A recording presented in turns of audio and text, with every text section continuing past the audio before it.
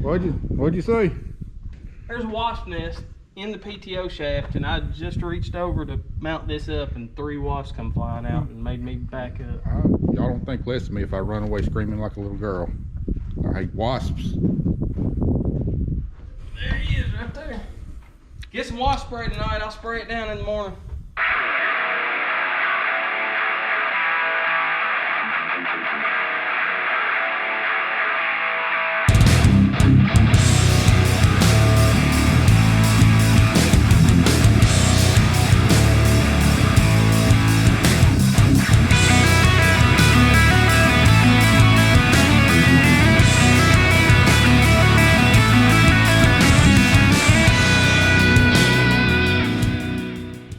Alright, well, we kind of at a standstill on the picker right now. Zach got done changing out all the spindles.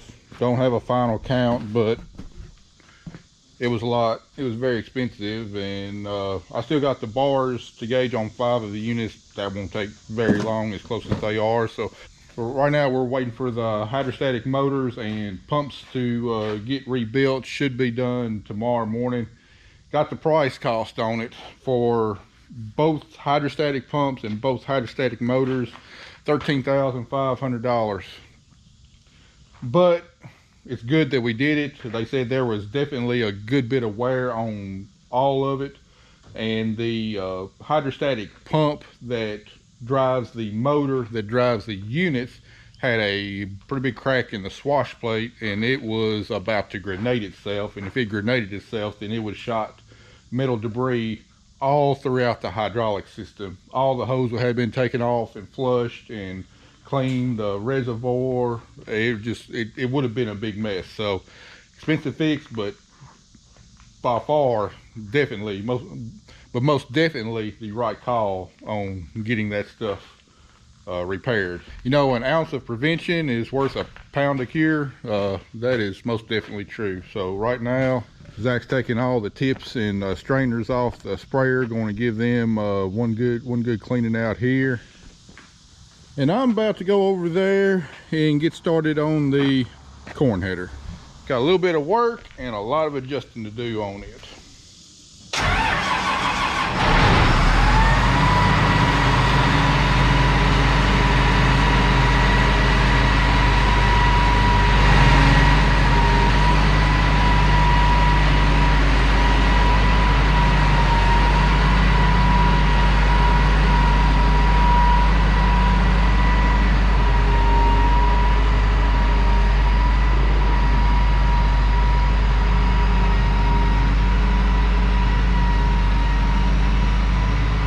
All right, we working on our corn head here under the shed. Well, because it's the only place big enough where I can have it on the combine and actually work under some shade. And as blazing hot as it is outside, we need every little bit of help we can get.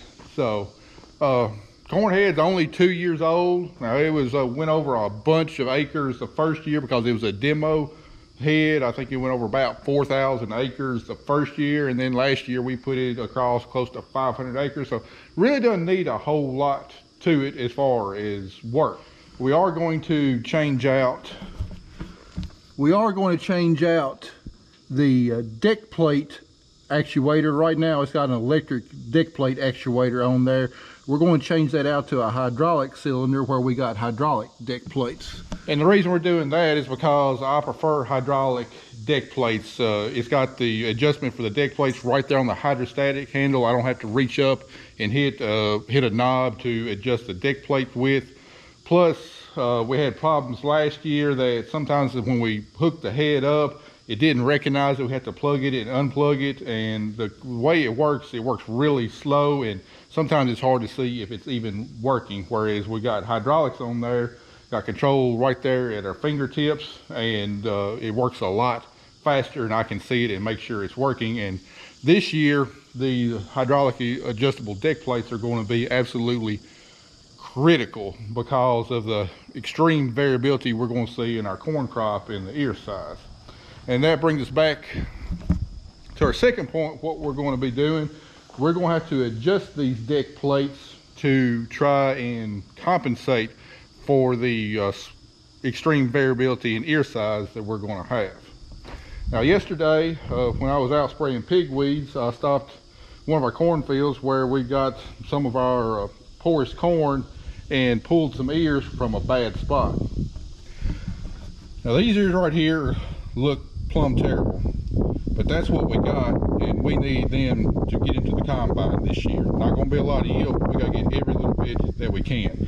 I mean, you can see they are tiny. Some of them are zippered, you know, just little, you know, not a whole lot of grain on there, but the big problem when it comes to the corn head is the diameter of them.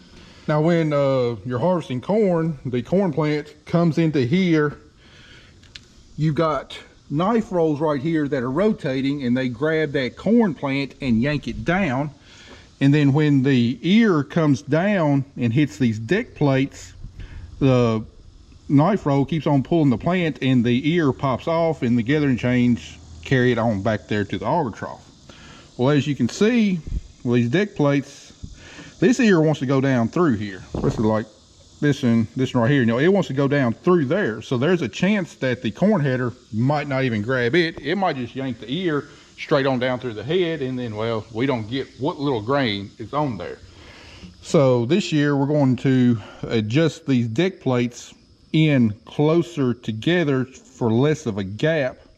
Try and maintain enough of a gap that it doesn't push the stalks over, and it still lets them go in there, but it's a close enough gap that these small nubbin ears have enough to grab onto, and they'll pop off and we can capture them.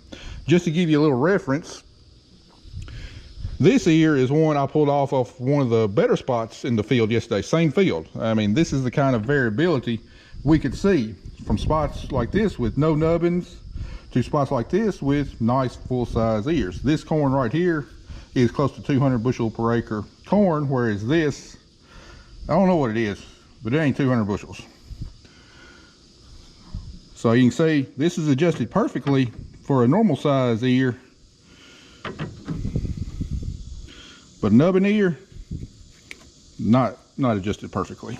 So we're going to adjust these deck plates in tighter, so when they're on their closest setting, it'll grab these ears, but then when we get to a better spot of the field, we can hydraulically adjust the deck spacing, open a little bit more, let more trash go through, let more trash go down through the knife rolls, and still snapping the ear off.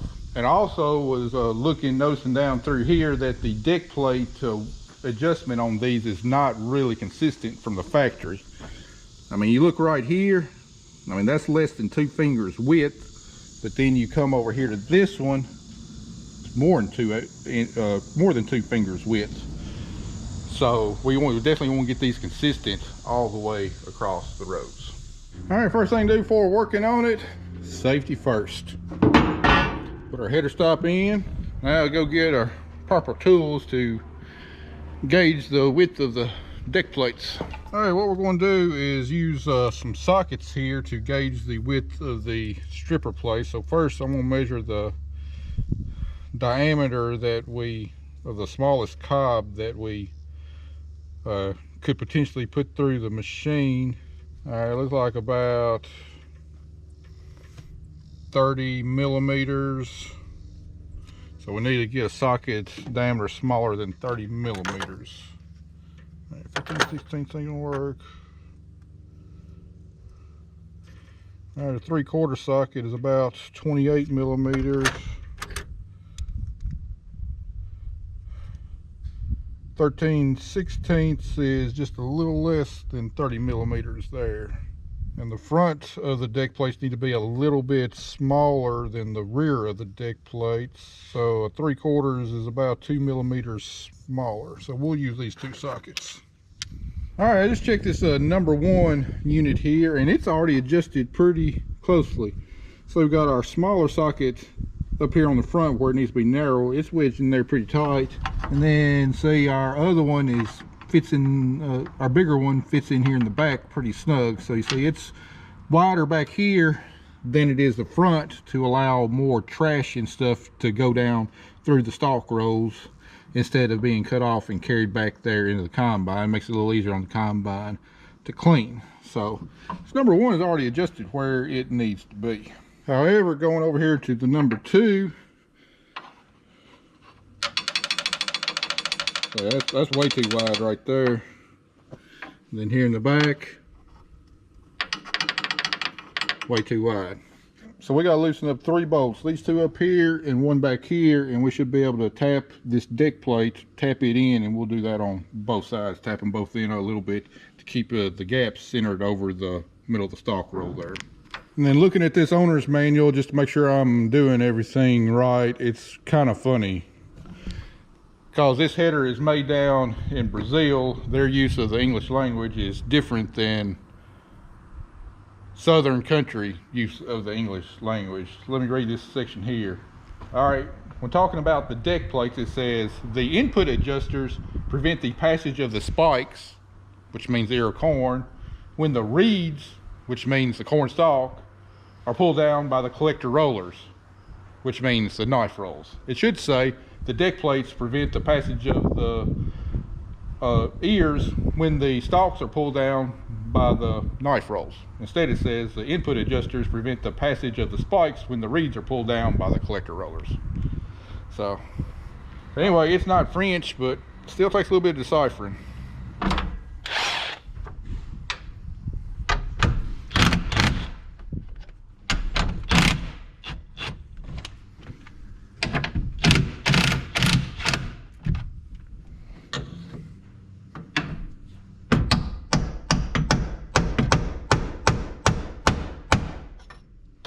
That in.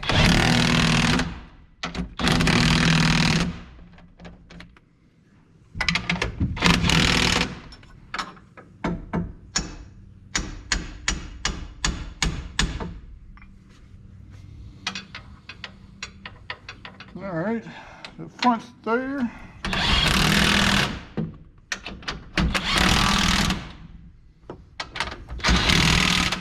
Alright, I'm just a little loose in there, but I'm at the end of adjustment on squeezing these deck plates in. Same way there. Pretty good fit, but at the end of the adjustment. So this one is going to be what it is. I think this frame on this row unit is tweaked just a hair. But I'm not going to go to the trouble of replacing that row unit just for that 1/8 of an inch extra gap there. All right, 2 of them done, 10 more to go.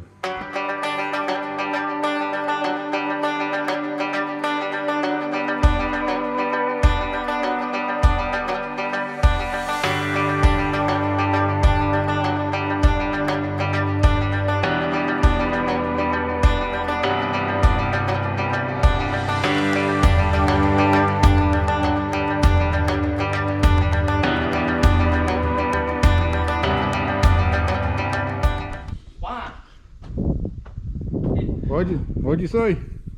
There's a wasp nest in the PTO shaft, and I just reached over to mount this up, and 3 wasps come flying out and made me back up. I hooked all that wire right. There's none in here now. I checked. Y'all don't think less of me if I run away screaming like a little girl. I hate wasps. There he is, right there. Get some wasp spray tonight. I'll spray it down in the morning. Let's go get you a little splash of gasoline. That kills them quicker than anything. How easy did that shaft come in and out last year? You remember? We might need to get some gasoline and wash it down anyway. Let's do that. Go get some gasoline. Get one of them little spray bottles and you spray it down in there, and we'll get some shop rags and we'll clean up that shaft too. Always an adventure. Well, I dodged a bullet because I was all up in right there, hooking them wires up. Anyway, what Zach's working on doing is putting on all the hydraulic stuff to convert it from electric deck plates to hydraulic deck plates. That's what he's doing there. I got like four more units to adjust. Probably they wasn't as bad as I thought. Only about maybe 7 or 8 of them out of the 12 need to be adjusted. The others were right on the money. All right, got all of them adjusted right. And it's going to be a whole lot harder for these little nubbins to go down through these deck plates. I'm sure some will still get by, but if we close them up any tighter than that, then it might, the rhodium might just push over the stalks and instead of letting the stalks come through there. Plus on some of these, I'm pretty much out of adjustment. They're closed in just as absolutely tight as they can go. And now when we get to the better parts of the field, I can bump my switch up there in the cab and open them up a little bit more to let the plants and stuff flow through there a little bit easily. I'm over this heat. I done had enough of it. Got a nice thunder boomer building there. Unfortunately, it's on the wrong side. In order for it to hit us, it needs to be over there. As Zach just said, his house is getting soaked yet again. So while we got plenty of ground moisture in the soil right now, after what we learned earlier this year, I don't ever want to pass up a chance to get rain. Sure hope we get some today just to get us by a little bit farther into the season. But I done had it with this heat. I tell you what, this old pool right here, looking mighty good right about now. I'm tempted to grab me a cold one and just jump straight in. Oh, that water feels great. Maybe tonight when we get done with this header. Oh, it finally made it here. I think the sound of rain on a tin roof, one of the greatest things ever. And I hear somebody coming up the road. I think they got caught out in the rain.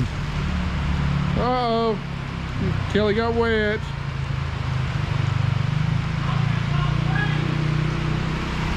She was out showing corn to one of her friends and this popped up.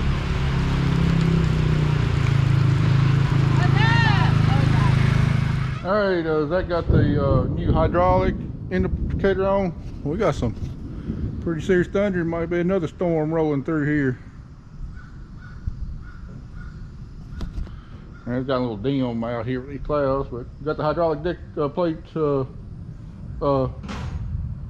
cylinder installed, and last thing we got to do is Zach's gonna go around checking oil on all the gearboxes, and I'm working on adjusting the gathering chain tension here.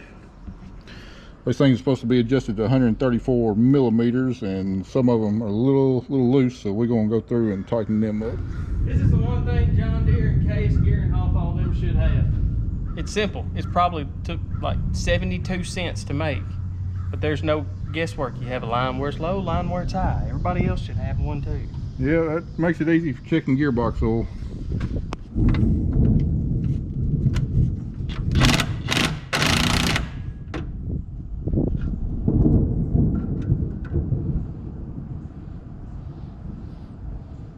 Perfect.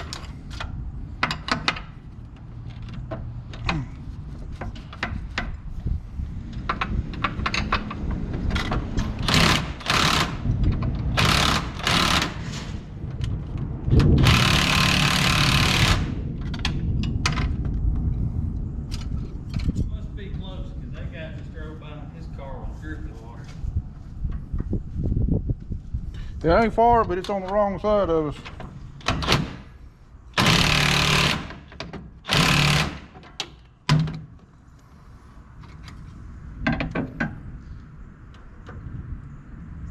Yeah, that one's good.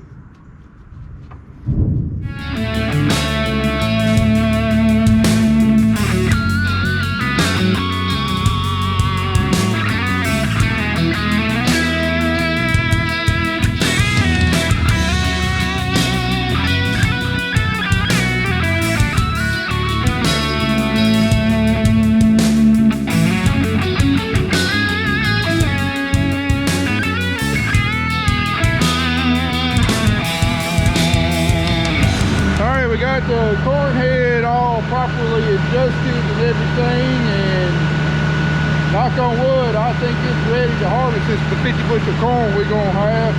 I think it's set about as close as we can get it without actually being in the field. Once we get to the field, might have to do a little bit more tweaking on the deck plates and whatnot. So right now, that's got the combine running, warming that engine oil up real good. I'm gonna get up there and back, see if I can pinpoint where that oil leak is coming from that we found after wheat harvest when we were cleaning the combine up, so I know what parts I need to order there. All right, we got the engine warmed up. Let's see if we can find a leak here.